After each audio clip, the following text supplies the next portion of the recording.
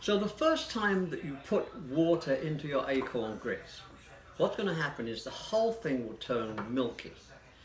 And that milky colour in the water is starch, it's acorn starch.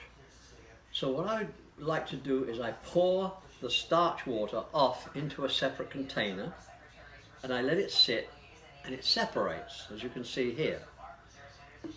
This is the starch and this is just water. So over the course of a few days I keep pouring off until all that's left is starch at the bottom.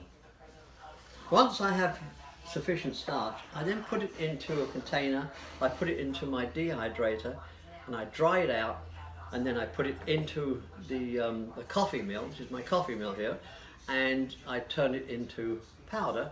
Now I can use this just like cornstarch for thickening things, for making a sauce, whatever. So it's a very handy thing to have. Now I've often tried to do it with the second and third changes, and I've realized in the end that only the first change has sufficient starch in it to bother with. After that, it's not, there's not enough starch in there. So the first time around, as I say, you separate the starch. This is the starch that came out of this. Now, what I'm going to do here, this is the finished grits. They've been in the dehydrator, they've dried, and I've been keeping them in the freezer. It's a very useful thing to keep them in the freezer because there's a fairly high oil content which tends to make this go rancid. So you want to keep it as cold as possible to stop that happening.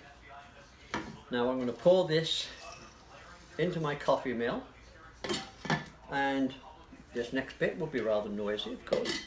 So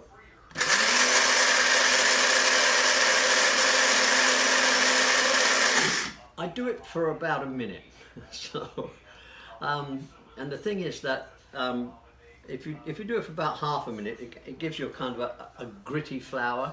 If you do it for a minute, it's a much finer flour. I'll say that again, finer flour.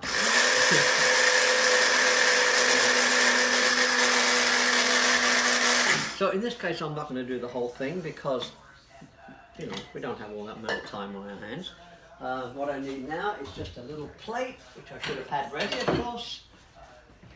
And there is a more gritty flour. It's actually quite good for making certain things. It depends on what I'm making as to how fine I make my flour. But now this is a really nice flour, and I would recommend anytime you want to make pastries or things with it, you have to add all-purpose regular flour, at least 50%, if not more, of the all-purpose flour. Otherwise there's nothing to bind it.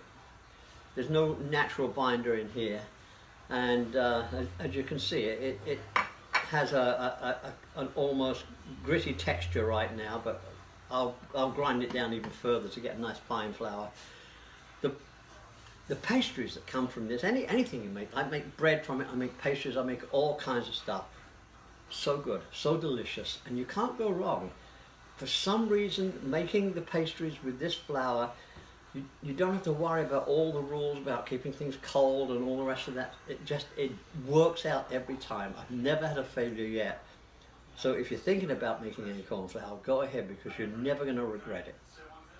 So there we go.